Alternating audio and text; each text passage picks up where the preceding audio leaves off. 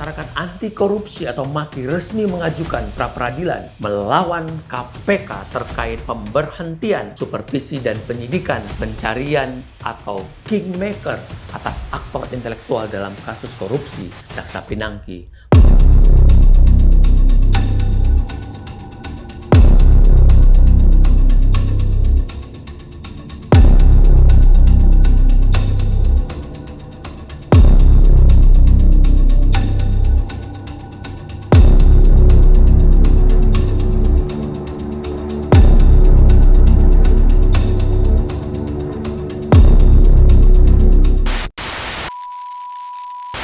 Assalamualaikum warahmatullahi wabarakatuh. Salam sejahtera buat kita semuanya. Bersama saya Azmi Syahputra. Hari ini akan menyampaikan kembali dalam catatan hukum potret hukum Indonesia yang akan saya kupas dalam anotasi hukum kali ini. Sudah tepatkah Lembaga Masyarakat Anti Korupsi Indonesia ajukan pra-peradilan atas penghentian supervisi KPK? Rekan-rekan sekalian, Masyarakat Anti Korupsi atau MAKI resmi mengajukan pra-peradilan melawan KPK terkait pemberhentian supervisi dan penyidikan pencarian atau kingmaker atas aktor intelektual dalam kasus korupsi Jaksa Pinangki pada Senin 23 Agustus di Pengadilan Negeri Jakarta Selatan dengan nomor perkara 83 Pit Prapit 2021 PN Jakarta Selatan.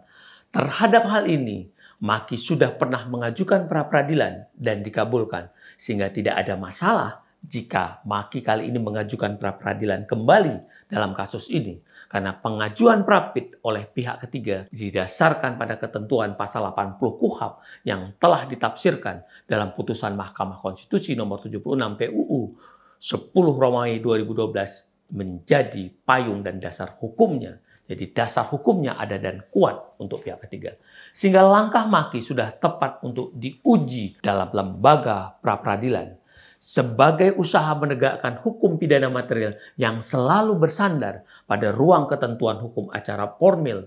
Jadi hukum formil dan hukum material itu seperti rel kereta yang harus seiring. Jadi hal ini dalam pra-peradilan agar mampu menjadi pengawal tujuan hukum pidana material sekaligus untuk melindungi keadilan dalam sistem peradilan pidana, termaksud dalam hal ini memelihara keseimbangan antara kepentingan hukum individual dan kepentingan hukum masyarakat, termasuk sebagai upaya mendorong kewajiban hukum bagi aparat hukum untuk mencari, menemukan fakta dan mengusut tuntas sebuah peristiwa pidana agar menjadi terang. Dan dalam hal ini, tahu siapa dalang intelektualnya maupun siapa saja pelaku yang harus bertanggung jawab yang dapat dimintai pertanggungjawaban dalam kasus Joko Chandra dan Jaksa Pinangki.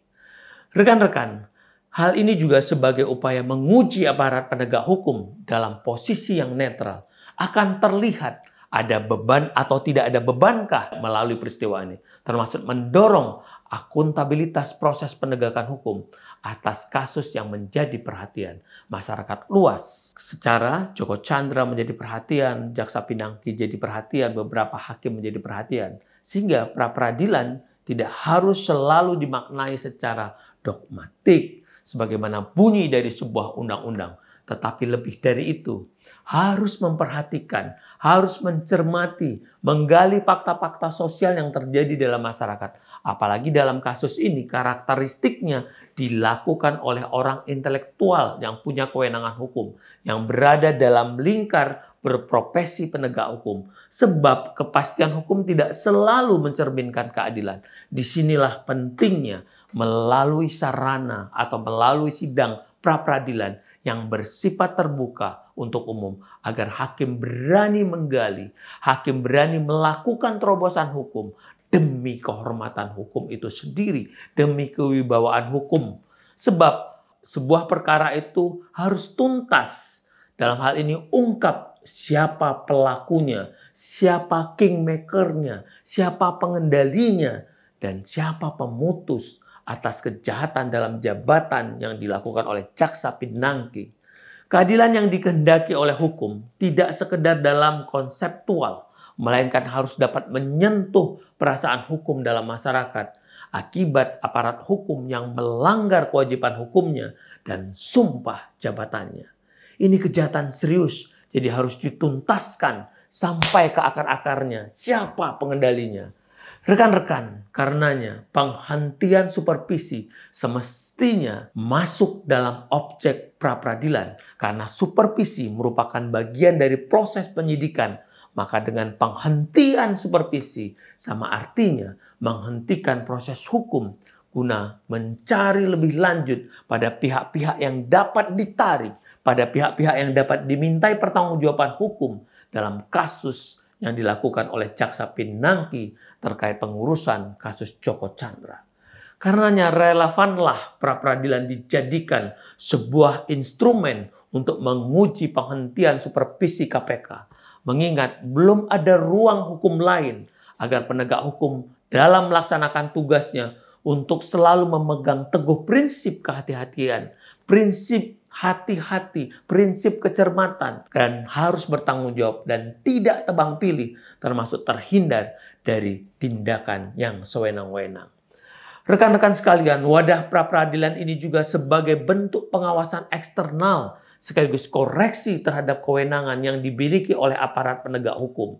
Dalam kasus ini, Kejaksaan dan KPK dalam menjalankan tugasnya agar menjalankan kewenangannya dapat lebih baik dalam kerangka mengoptimalisasi kerja kelembagaan pidana sebagai suatu sistem dalam upaya penegakan hukum yang berkualitas, hukum yang bermartabat, hukum yang punya kehormatan. Demikianlah kajian singkat saya berkaitan sudah tepatkah langkah Maki ajukan pra-peradilan atas penghentian supervisi KPK. Ayo semua bersinergis, bersatu dalam barisan untuk memperbaiki keadaan, menemukan kebenaran, dan maju ke depan meluruskan guna membangun bangsa. Karena membangun sistem sama artinya dengan membangun masa depan. Saya Azmi Syahputra, sampai jumpa pada anotasi hukum selanjutnya.